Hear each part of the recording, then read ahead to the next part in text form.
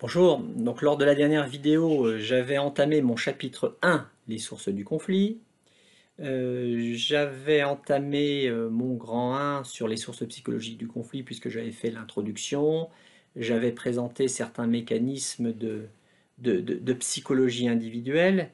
Et donc j'en arrive à mon 1.1, à savoir la théorie des instincts, comme vous le voyez sur votre plan détaillé. Je vais vous parler dans un premier temps de l'approche éthologique, puis de la psychanalyse à travers deux concepts, Eros et Thanatos. L'approche éthologique tout d'abord. N'oubliez pas le H à éthologique. Alors, l'éthologie, c'est quoi? C'est une discipline scientifique qui s'intéresse au comportement animal et qui va dresser des comparaisons entre les comportements des animaux et les comportements humains, en sachant que l'homme fait partie du règne animal. Alors cette théorie, elle considère que les conflits sont en quelque sorte inhérents à la nature humaine. L'agressivité ferait partie du psychisme humain au même titre que l'instinct de survie ou que l'instinct de reproduction. Donc ce qui nous pousserait à agir, selon l'approche éthologique, ce sont des instincts, tout comme les animaux finalement. Nous sommes mus par des instincts. C'est ce qui nous fait nous comporter de telle ou telle manière. Donc, en quelque sorte, il existerait une sorte de programmation génétique qui expliquerait les comportements d'agression des hommes entre eux. Idem pour les animaux. Ça serait exactement la même logique. À noter que dans ce cadre-là, les hommes seraient naturellement plus agressifs que les femmes du fait d'un taux de testostérone plus élevé. La testostérone, c'est une hormone qui est présente en plus grande quantité chez les hommes et chez les femmes et qui pousse à l'agressivité, enfin qui peut pousser à l'agressivité. Il y aurait donc une sorte de déterminisme biologique qui ferait que les hommes sont plus agressifs que les femmes. Si l'on suit cette approche qui a aussi ses limites bien évidemment. Alors cette approche, elle est intéressante. On ne peut pas nier le rôle des instincts.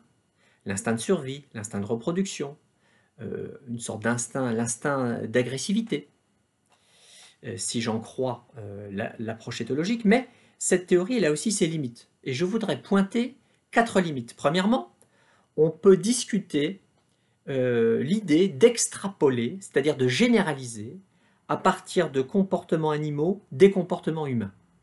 On extrapole ce que l'on observe dans le comportement animal, on l'extrapole au comportement humain, et ça c'est quelque chose qui est toujours très contestable et critiquable.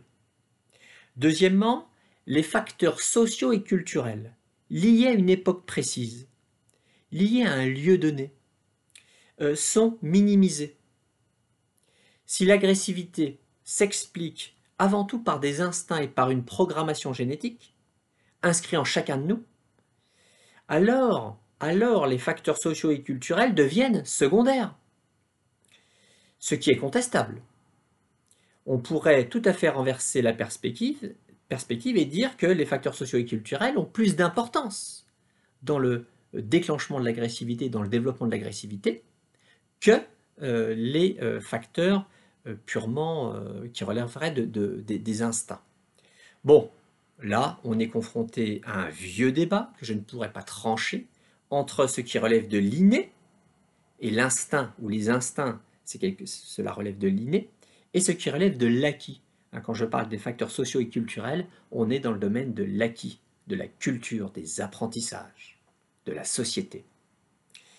Troisièmement, troisième critique, cette théorie sous-estime le rôle de l'apprentissage en général. Nous verrons que les mécanismes d'apprentissage peuvent jouer un rôle très important dans le développement de l'agressivité. Là encore, on est confronté à ce fameux débat entre l'inné et l'acquis. Si je porte une explication en termes de mécanismes d'apprentissage, bien évidemment, je me situe dans le domaine de l'acquis. Mais ça, ce n'est pas la perspective, ce n'est pas l'approche éthologique, ça relève d'autres approches, plus sociologiques, par exemple. Et puis quatrièmement, quatrième critique adressée à l'approche éthologique, la part proprement individuelle dans la genèse des conflits, elle est finalement laissée de côté. En effet, comment expliquer selon cette théorie, selon cette approche éthologique, comment expliquer que tel individu soit systématiquement plus agressif que tel autre individu dans un même contexte si on retient cette approche? En fait, cette approche, elle ne nous permet pas de dresser des comparaisons interindividuelles et d'expliquer des différences entre individus. Voilà pour l'approche éthologique. J'en arrive maintenant à l'approche psychanalytique et je vais vous parler de deux grands concepts, Eros d'un côté et Thanatos de l'autre. Freud, le père de la psychanalyse, a développé une théorie basée sur la pulsion de mort, qui peut être rapprochée de la théorie des instincts par certains côtés. C'est pour ça que je les ai mis ensemble, ces deux approches, l'approche éthologique et l'approche psychanalytique. Pour Freud, Eros, c'est la pulsion de vie, et Thanatos, qui est la pulsion de mort, c'est deux pulsions. On pourrait dire presque ces deux instincts, Eros et Thanatos, se livrent, selon Freud, un combat sans fin. Et ce combat, il se produit à l'intérieur du psychisme humain.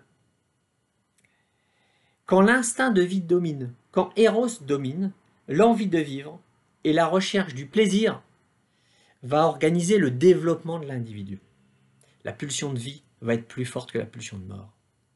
Par contre, quand Thanatos domine, ou quand Thanatos n'est plus entravé par Eros, quand la pulsion de mort n'est plus entravée par la pulsion de vie, alors l'agressivité va s'accumuler, ce qui va déclencher des comportements d'agression contre autrui ou contre soi-même.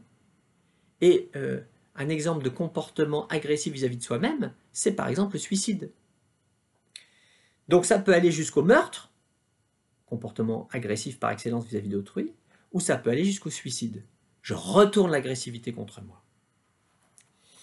Et il y aurait donc pour Freud une sorte de lutte intrapsychique, une lutte qui se joue dans notre psychisme, lutte intrapsychique entre Eros et Thanatos. Et cette lutte intrapsychique, pour Freud, elle se reproduit au niveau de l'humanité et donc au niveau aussi interpersonnel. Chaque société ou chaque groupe est travaillé par cette tension, selon Freud.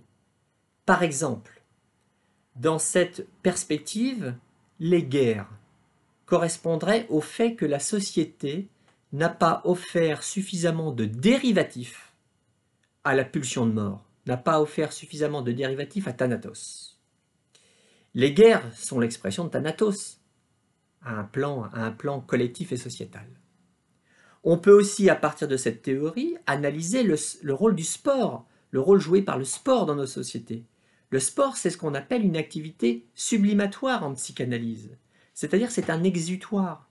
Dans l'activité sportive, on va pouvoir mobiliser et exprimer un certain nombre de pulsions, de tendances, par exemple à l'agressivité. Et donc, en sublimant la pulsion de mort et d'agression, on va éviter de vivre ce type de pulsion en direct au travers du conflit armé. Je vous renvoie par exemple aux travaux du sociologue Norbert Elias sur la naissance de la société moderne. On peut aussi, à partir de cette théorie, rendre compte de bien des comportements, notamment dans le monde de l'entreprise, puisque dans le monde de l'entreprise, les individus, et notamment les cadres, sont en concurrence les uns avec les autres, par exemple pour l'obtention des postes qui sont parés de prestige. Il y a donc une sorte de recherche de reconnaissance symbolique qui va permettre d'organiser la concurrence entre les êtres humains. Je vous renvoie sur ce point aux travaux intéressants de Vincent de Gaulle-Jacques sur la lutte des places parmi les cadres. Voilà, j'ai terminé pour l'approche éthologique, pour Eros et Thanatos et donc pour la psychanalyse. Et dans une prochaine vidéo, je vous parlerai de la théorie de la frustration. Au revoir.